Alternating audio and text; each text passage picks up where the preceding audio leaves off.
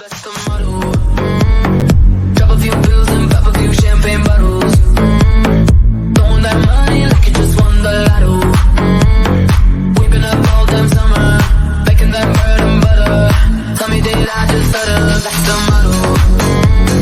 Drop a few bills and pop a few champagne bottles. Throwing that money like you just won the lotto. Waking up all damn summer, making that bread and butter. Tell me did I just stutter? That's the motto. Do you know what? I love watching our little heads bounce. It's like we're in a club in Newcastle on that weekend. We're back all. Brilliant. You can only wish. Yeah. But look, we're here. It's the final episode of the Left Back trilogy. And the person we wanted to bring to you is someone that we touched on. There's probably the similar sort of time, I think it was in January 2022. It was mentioned again last summer as well. It was mentioned in the same two winners as Borna Sosa. And that is Mitchel Bakker, who is currently at Bayer Leverkusen in Germany. Now, if you remember correctly, when we actually talked about him, he hadn't, I think, if I'm correct, Pete, he'd only just literally moved to Leverkusen from PSG, hadn't he? Where he obviously hadn't been getting much game time.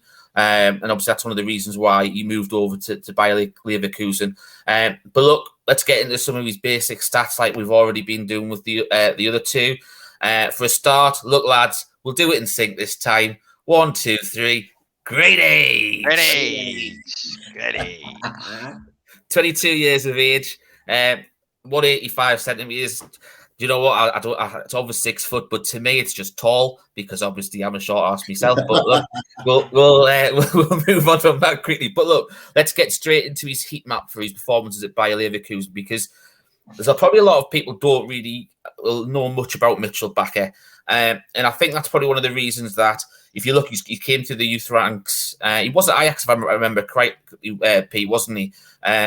Was it originally? He was. Yeah, obviously very, very young. Moved on to PSG as well. Didn't really get much game time then. So this is what we're really seeing from him now, is what the potential of Mitchel Bakker is. And I think potential is a key word when we talk about Mitchel Bakker in this short here.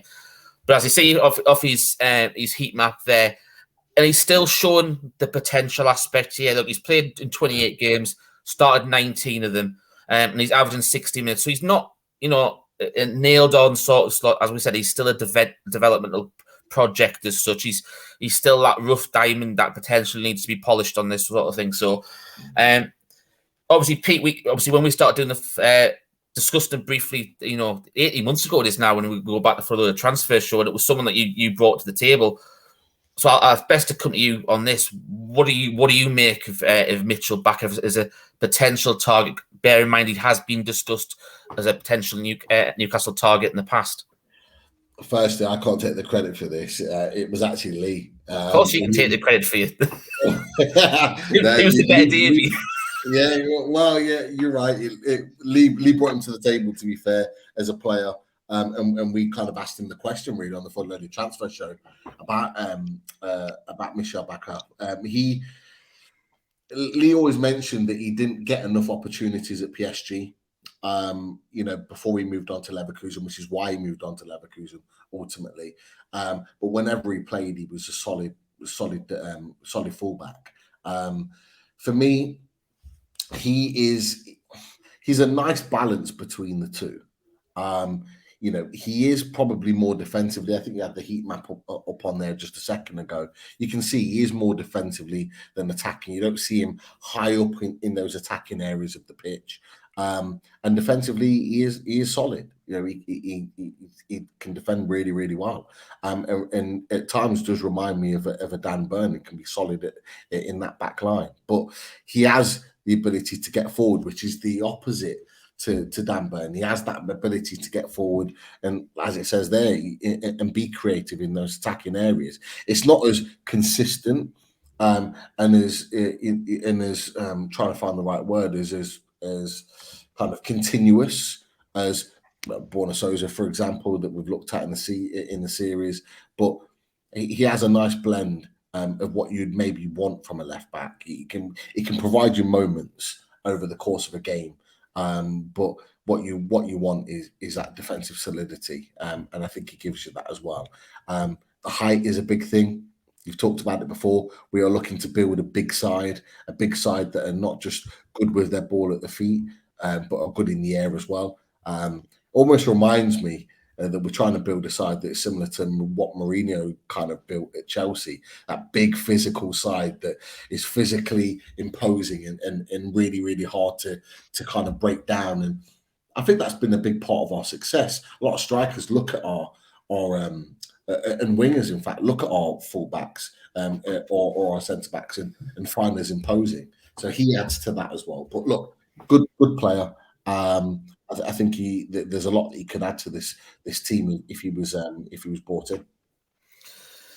Yeah, I think if obviously I'll go back to his Spider-Gram here, and obviously you can see that he's slightly more of the obviously if you look at the Sosa comparison, obviously we'll go briefly a bit more in depth that and shortly, and compared to Tini as well. He's a little bit more of a less conservative version of Sosa going forward, but obviously he's a bit more. He's not as defensive. He's like a mix of the two in between. It's a, it's a hodgepodge sort of thing. I don't know if that's the best way to, it's a mixed bag that you're going to get with Bakker. But as I said earlier on, he's still a rough diamond that needs polishing. Chris, would that be something that concerned you if he was potentially the left back to come in to take Newcastle forward? I wouldn't say it concerns me, Rich, because again, which I think I mentioned on a previous show, like Eddie Howe and his backroom team, like I trust implicitly. So he would definitely be in a development player, and I think there is acknowledgement of that. Who knows? Could he be brought in and a first team left back? Who knows? Because obviously, if Matty Targett was to leave, we're expecting Jamal Lewis to leave.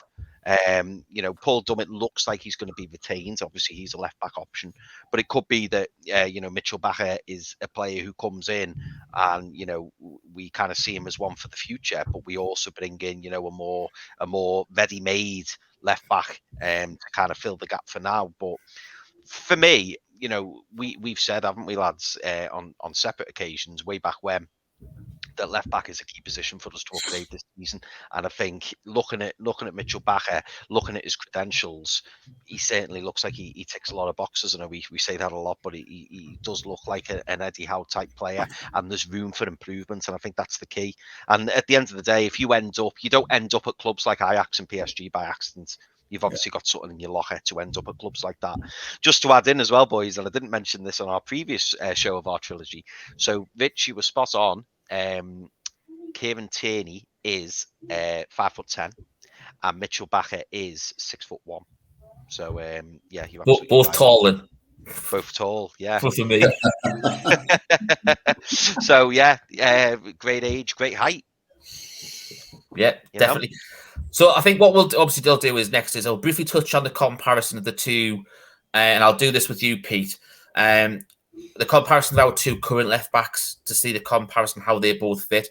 And then, Chris, I'll come to you with the comparison of the two other players we looked at in the trilogy, in Borna Sosa and Kieran Tierney, okay? So, Pete, we'll briefly first of all talk about the comparison, as you can see, between Dan Burn and Mitchel Bakker here. Obviously, you can see that Dan Burn is a lot more defensive, but Mitchel Bakker offers a lot more going forward compared to Targett, where we always say he's probably a more all-round left back. He's still a bit more creative than what you've got from Matt Targett, but you do tend to get a bit more defensive side from Targett on that one. So, what's your you look at those both the attributes of the three players there. What's your biggest take out of those? First and foremost, with the Dan Burn comparison, I'd probably look at the starting position of both. Dan Burn almost starts as a third centre back at times. He does start very, very deep in terms of where he receives the ball from. So defensively, it will kind of look like he is very much more of a defensive player. Mitchel Bakker is, without sounding harsh on Burn, is probably more confident in his attacking abilities, which is why he's probably slightly further up the pitch, and why you see more attacking output from him over the course of a 90 minutes or over the course of a season, as you can see. So I would put it to that in that his output attackingly is better. With Target, I think they are very, very similar players. What I will say is that I think physically he's stronger than Target. You do see Target get knocked off the ball quite easily and out muscled. Mitchel Bakker is a tough, more of a tougher defender. If that makes sense, he's a lot stronger. He holds possession better. He isn't afraid to get stuck in, and I think that kind of edges him ahead of Matt Target. There's question marks on whether Matt Target would even be at the club next season. And I think you've touched on it already. So that's kind of the alternative there. So for me, I don't mind that because I'm looking at a progressive Newcastle United. I'm looking at a Newcastle United that are going to be more attacking, that are going to have more time on the ball than off the ball next season because of the team that we're looking to build. And a team that's having more possession, that is on the ball, attacking more. Someone like Mitchel Bakker would probably be a better alternative, certainly to Matt Target. But why not have an option of both, having more attacking fullback and having someone like Dan Burn that you could bring on to solidify the game when the game is effectively won, that can hold the game from that position. So that's my thoughts on it from both fullback perspectives. It's interesting that you touch on that because it would be good to have an attacking left back that you can pick personnel to who you're playing against as well. You know, we've had Dan Burn full stop, so it's nice to have that variation. You know, if you're playing, say, like a Luton, for example, at home, you're not really going to be wanting a defensively solid one potentially. You probably want one who's to be a bit more expansive going forward. Whereas if you've got a Man City at home, you might want to potentially be a little bit more defensive side of things. So it's interesting. But Chris, I'll come to you now with, obviously, in the trilogy, we've already talked about Borna Sosa and Kieran Tierney, as I mentioned. So I also wanted to do is I wanted to compare Mitchel Bakker to those two as well. And then after that, I'm going to ask you a quick question just before we round off this show. So first of all, Mitchel Bakker and Borna Sosa, you can quite see there defensively very similar stats, but creativity and attacking going forward, Borna Sosa's hands down, trumps him on that department. Whereas you go to Mitchel Bakker and Kieran Tierney, you can see that Mitchel Bakker is better going forward, not as defensive as Kieran Tierney. So it's what you really want. What do you make of those stats as a comparison between those three? Yeah, no, they're really interesting, mate. And it's funny, like, we said earlier on that, Pete's kind of banged the Borna Sosa drum, and I can see why. Because I look at those stats now, and I'm just all in on Borna Sosa now. I just think he'd be brilliant. He looks like, he looks like the type of player that we're after. Somebody who can defend, but predominantly is giving you that attacking threat down the left hand side. What was it? Just flash up that last image again. Sorry, with Tierney, yeah, with Tierney, yeah. So obviously, you can see there that there is a comparison, and there is, Tierney looks more defensive. So I suppose it's a difficult decision for Eddie Howe and his backroom staff to make, because it's whether or not, how we see ourselves going forward.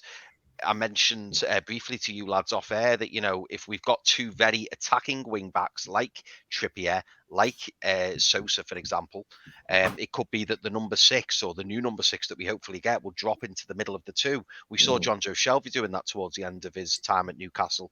If, however, we decide to go for a more, defensively minded left back, similar to Dan Burn, where everyone shifts along and then Kieran Trippier goes forwards. So, it's nice to have the option, isn't it, is what I'm saying. But very exciting, mate. Very exciting. Yeah. So obviously I can see we're running at the last minute of the show. Basically, I want to just ask you one question, right? Peter and Chris, who of the three of the trilogy would you go for? For me, it's Borna Sosa. However, I will give a quick shout out to Mitchel Bakker that we mentioned briefly about the Bundesliga being a league that we target quite a lot. He's at a similar league to obviously where Sosa is now, and there. He's a few years below his development, though. A couple of more years in a Leverkusen side, could he be one of them? But Pete, who for you, mate? One-word answer. Chris, one-word answer. Who's it to be? Yeah, Borna Sosa for me. Chris? Sousa. So it's a full house Sosa. Look, we hope you've enjoyed our left back trilogy. We really appreciate that you've decided to tune in. We've got a lot more of these coming in the near future. But for now, how do you like that?